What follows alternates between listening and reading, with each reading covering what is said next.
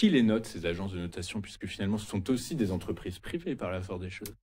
Oui, et qui les note? Les marchés financiers. Ne serait-ce Uniquement, que bien. lorsque vous avez des condamnations importantes, comme après la crise de 2008, vous avez quand même plus d'1 milliard de dollars auxquels étaient condamnés finalement Standard & Poor's, et à peine moins pour Moody's.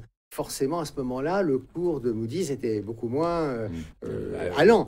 Et de ce fait, Warren Buffett, qui a longtemps été le premier actionnaire ou un des premiers actionnaires de Moody's, avait revendu une grande partie de ses actions. Nous sommes de retour en direct sur le plateau de TV Finance, votre émission quotidienne qui s'attache à comprendre l'actualité pour en modéliser d'éventuelles stratégies d'investissement ou de trading. Vous le savez, depuis la semaine dernière, c'est le marché obligataire qui est très clairement dans l'œil des investisseurs.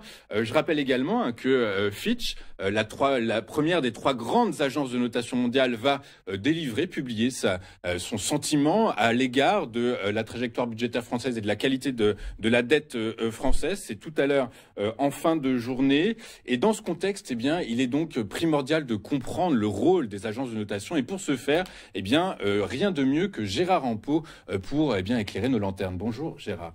Bonjour Louis-Antoine, bonjour à tous. Bonjour, merci Gérard d'être avec nous ce matin. Gérard Rampeau, je le rappelle, vous êtes enseignant, vous enseignez à l'IAE de Caen, vous êtes également écrivain, vous avez écrit La comédie de la notation aux éditions EMS. Avec nous pour comprendre quel est le rôle des agences de notation, mais donc avant de pour poser le contexte de votre interview, de votre intervention, Gérard, concrètement, que mesurent les notes des agences de notation et que doit-on comprendre derrière un abaissement ou un maintien de cette note-là? Alors, les agences de notation, elles mesurent la capacité et la volonté d'un émetteur de dette, un État, une entreprise, de payer les intérêts de sa dette en temps et en heure et de rembourser le capital. Rien que ça. Mais c'est beaucoup. Comme une entreprise ou comme un ménage, finalement. Alors, ne prenons pas les deux éléments de la même manière. Une entreprise comme un État n'ont pas de durée de vie. Un ménage a une durée de vie. Donc, quand vous avez un État, une entreprise qui ont effectivement une durée de vie illimitée, ça permet de se projeter et de proposer des emprunts sur des durées très longues, comme 50 ans, 100 ans. Donc, on comprend bien, à travers ce que vous nous dites, que finalement, ces agences de notation, elles permettent de définir quel est le prix de la dette, en gros, en quelque sorte. Quel est le prix de l'endettement et le risque. Quel est le risque et donc, in fine, quel est le prix? En ce moment, actuellement, on entend beaucoup dans les médias, sur beaucoup de plateaux à la fois économiques, mais non économiques également, que cette dégradation, elle est terrible en fait, en réalité, et que ça va plonger la France qui est déjà dans une situation économique catastrophique, encore pire, que ça va plonger la France dans les abysses, les bas-fonds de l'économie mondiale. Est-ce que c'est vrai? Est-ce qu'il faut vraiment s'inquiéter à ce point-là? Alors, je crois qu'au-delà des discours politiques et alarmistes, qui servent peut-être d'ailleurs autre chose ou pas autre chose qu'une stratégie ou une tactique, il est bon de rappeler ici que les agences de notation sont souvent en retard par rapport au marché. On l'a déjà dit sur ce plateau, ce sont les marchés qui, au jour le jour, notent, abaissent ou rehaussent la note d'un pays. Il suffit de regarder hier, le 11 septembre, le taux à 10 ans de l'État français en sortait à 3,46. À peine en dessous du taux de l'État italien qui est à 3,49. Mais l'État italien est noté triple B. Nous sommes notés double A chez Fitch ou Moody's ou Standard & Poor's. Si on se compare avec des pays européens qui ont des notes inférieures aux nôtres, je pense au Portugal, je pense à l'Espagne, qui sont simple A, eh bien, ils ont des taux bien inférieurs aux nôtres. Donc, on peut le dire en un mot commençant, le marché obligataire nous a déjà dégradés à un niveau de triple B+, exactement comme l'Italie. Donc ça ne peut pas être pire en fait, en réalité. C'est-à-dire que ce que va annoncer Fitch, finalement, par la force des choses, c'est déjà intégré dans les cours de... Je crois que pour les marchés, le marché obligataire, ce sera un non-événement. Peut-être pas pour le marché action. Mais alors, pour le marché obligataire, oui. Comment on peut expliquer alors dans ces cas-là qu'une poignée, parce qu'en théorie, il y a pas mal d'agences de notation mondiale, il y en a une dizaine, mais il n'y en a que 3 réellement qui font la pluie et le beau temps sur les marchés obligataires. Comment une poignée d'agences de notation mondiale privées comment on explique qu'elles aient autant de pouvoir sur la souveraineté économique des États? Nous sommes dans un monde anglo-saxon. Très clairement. Avec des règles anglo-saxonnes. les agences de notation naissent avec les États-Unis pour aider les investisseurs américains à choisir les bons émetteurs de dette. Puisqu'au départ, il n'y avait pas de banque aux États-Unis. Et pour construire le pays, on a développé des infrastructures à travers les chemins de fer. Et pour financer les chemins de fer, il fallait émettre de la dette, émettre des obligations et souscrire à ces obligations. Donc les premières agences qui naissent, créées par un certain monsieur Moody's ou un certain monsieur Poor, eh bien, ces agences délivrent des informations sur la possibilité pour tel ou tel émetteur de dette de rembourser ou de ne pas rembourser. Mais ça, c'était au cours de la révolution industrielle. C'est la fin du 19e Mais siècle. là, on pose, si vous voulez, les bases de ce qui va devenir le marché obligataire le plus large au monde, le marché américain. Le plus profond au monde, c'est-à-dire avec énormément d'émetteurs américains et internationaux et énormément d'investisseurs. Là encore, américains ou du reste du monde. C'est le premier marché obligataire au monde. C'est à travers lui qu'une bonne partie de l'économie américaine se finance, et pas seulement à travers le marché action. Et on a là, si vous voulez, une sorte de marché directeur. Lorsque tout à l'heure, un de vos invités évoquait des tensions sur les taux longs aux États-Unis, l'inflation, toute une série d'incertitudes, eh bien, on a une sorte de contagion qui va se propager au reste des autres marchés obligataires. D'accord, donc en fait, c'est du fait de sa position économique de leader mondial, dominante, que les agences américaines ont finalement du sens, ont encore une forme de légitimité, même si certains commencent à dire, et notamment, si on fait un retour en arrière, que ces agences de notation, elles n'ont par exemple pas vu arriver la crise des subprimes. Comment est-ce qu'on peut leur faire confiance encore ? Alors là, si vous Même voulez, si on remonte c'est un vieux débat. C'est le débat de 2008. Le débat de 2008, il a été tranché. Il a été tranché en Europe et aux États-Unis par une nouvelle réglementation qui est à peine plus restrictive ou coercitive que la précédente. C'est-à-dire qu'il n'y a pas d'autorégulation de la part des agences de notation, mais les règles de contrôle des agences de notation par les autorités de régulation, qui sont d'un côté la SEC, qui est le gendarme des marchés américains, et de l'autre côté l'ESMA, en Europe pour l'autorité de marché européenne sur les marchés financiers. Ces deux régulateurs ont des moyens relativement limités pour contrôler les agences de notation. J'en veux pour preuve qu'entre 2008 et aujourd'hui, ce sont à peu près les mêmes reproches qui sont faits par ces régulateurs aux agences de notation à 20 ans de différence. C'est ça, parce que, alors vous remontez nous remontons à 2008, mais je me souviens, moi, une de mes premières interviews chez Téléfinance, c'était avec vous, c'était il y a à peu près 3 ans, et déjà vous nous expliquiez qu'il y avait beaucoup d'écueils à faire à l'endroit des modèles économiques et de notation des agences de notation, donc depuis, rien n'a changé en fait en réalité. Pas grand-chose, dans la mesure où finalement les agences de notation rendent d'estimés services à une multitude d'acteurs. Les régulateurs, puisque finalement, elles proposent des techniques de notation qui sont reconnues par les régulateurs et qui permettent de classifier assez facilement les différents émetteurs de dette. Les investisseurs, ça leur économise des milliards ou des millions en tous les cas d'euros ou de dollars, puisqu'ils n'ont pas à faire ce travail d'analyse, d'étude, et qu'on leur délivre finalement une notation gratuitement. Et puis, les émetteurs eux-mêmes. Les États, les entreprises. Les États, les entreprises. Alors, on va prendre les entreprises qui payent, parce que les États ne payent pas les notes.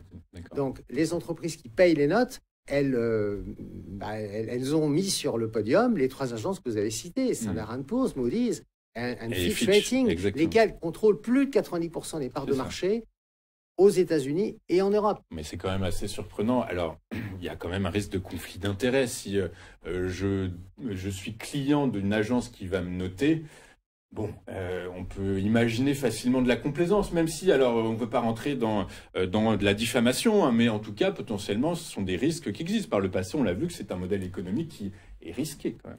Alors, le modèle économique des agences de notation a beaucoup évolué. Au début des années 1980, c'était encore l'investisseur qui payait la notation. Et puis, avec la généralisation des photocopieuses, il a fallu changer de modèle économique. Et donc, les agences de notation sont passées au modèle émetteur-payeur. Bien entendu, le conflit d'intérêts, c'est finalement, vous me payez, donc vous allez être sympathique avec moi. Alors, c'est... Peut-être au début, en tous les cas, ça peut être effectivement une supposition qu'on peut faire. J'en veux pour preuve aussi le fait qu'un certain nombre de condamnations d'agences de notation ont mis en évidence les conflits d'intérêts entre la partie commerciale et la partie notation. C'est-à-dire finalement, pour engranger un nouveau client, ben, on a évité de respecter le cadre, la muraille de Chine qui doit exister entre d'un côté les notateurs et de l'autre les analystes et de l'autre côté les commerciaux. Donc on a souvent des problèmes avec les petites agences de notation sur ces sujets-là, puisqu'elles ne sont pas suffisamment équipées en spécialistes pour ne pas, de temps en temps, avoir un mélange des genres. Mais alors, justement, Gérard, c'est ma question suivante. Dans ces cas-là, qui les note, ces agences de notation, puisque finalement, ce sont aussi des entreprises privées par la force des choses? Oui, et qui les note? Les marchés financiers. Ne serait-ce que lorsque vous avez des condamnations importantes, comme après la crise de 2008, vous avez quand même plus d'1 milliard de dollars auxquels étaient condamnés finalement Standard & Poor's, et à peine moins pour Moody's. Forcément, à ce moment-là, le cours de Moody's était beaucoup moins allant. Et de ce fait, Warren Buffett, qui a longtemps été le premier actionnaire ou un des premiers actionnaires de Moody's, avait revendu une grande partie de ses actions. Donc il est revenu. Il est toujours, Moody's est toujours dans son portefeuille une des valeurs les plus importantes. Donc c'est dire si les perspectives, la rentabilité... Et la confiance qu'on peut avoir en elle. Et, voilà, et le fait qu'on est quasiment face à un oligopole. Oui, c'est ça. On sait que 3 agences, 90% du marché.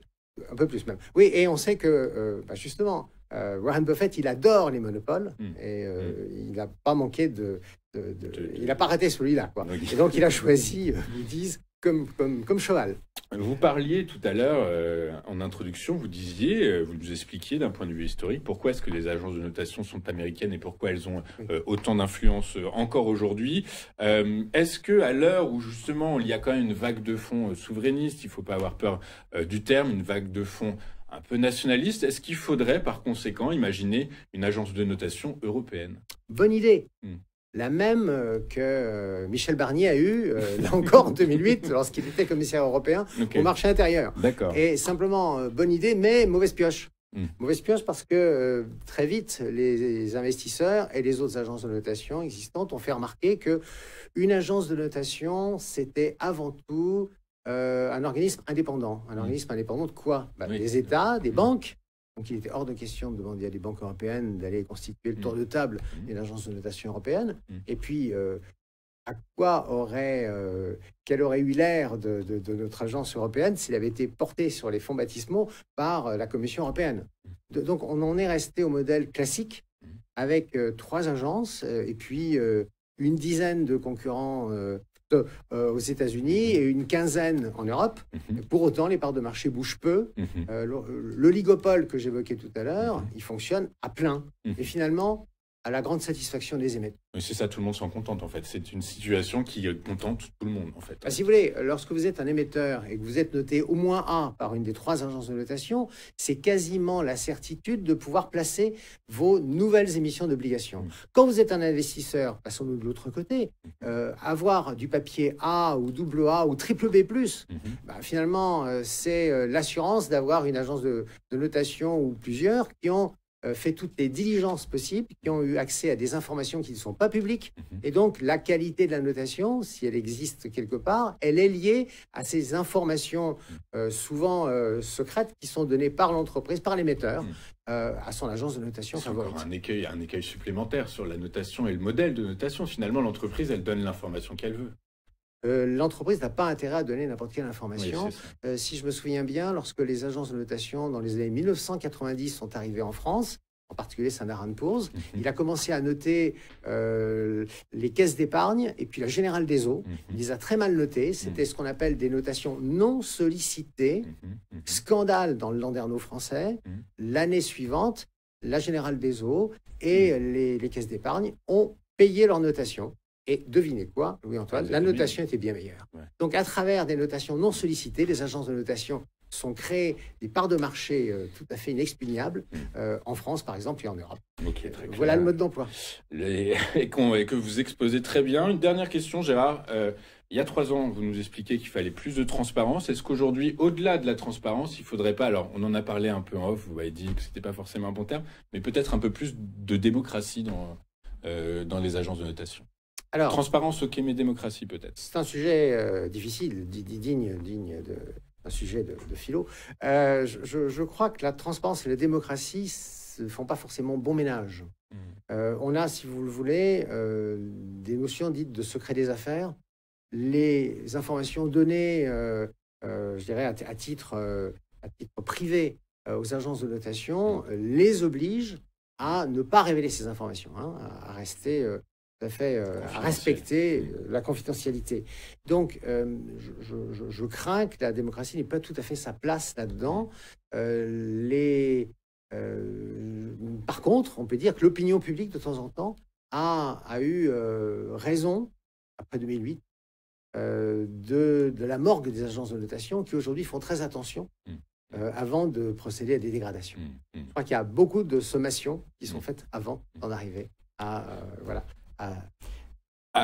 une dégradation. À une dégradation d'une note, qu'elle soit d'un État ou la note d'un État ou d'une entreprise. Une entreprise, on s'en fiche un peu, mais d'un État, on s'en fiche. Un État, on s'en fiche pas parce qu'effectivement, ça a des conséquences. D'autant plus que parmi les conséquences, toutes les entreprises, je pense aux banques, aux compagnies d'assurance, je pense à EDF, je pense à ce type de société qui dépendent de l'État français, soit parce qu'il est l'actionnaire, soit parce qu'il est finalement l'ancrage des banques françaises. C'est lui qui peut venir à leur secours aussi. Et donc, le plafond souverain, c'est qu'on ne peut pas avoir, quand on est une entreprise française, une note supérieure à celle de l'État français. Donc, une éventuelle dégradation dans quelques heures de l'État français pourrait pousser à d'autres, entraînerait d'autres dégradations, ne serait-ce que dans les établissements bancaires ou chez EDF. C'est automatique.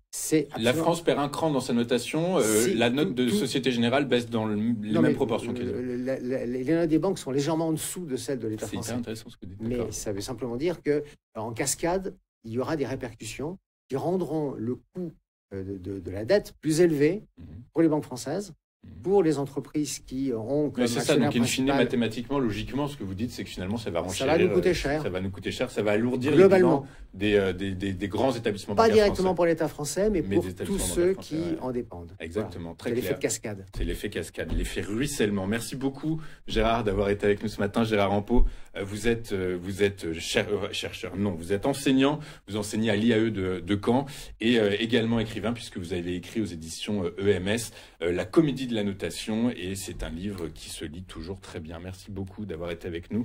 Merci, Valentin. Je vous en prie. À très bientôt. Nous, on marque une courte page de publicité. On se retrouve pour la suite et la fin de cette édition dans un instant. À tout de suite.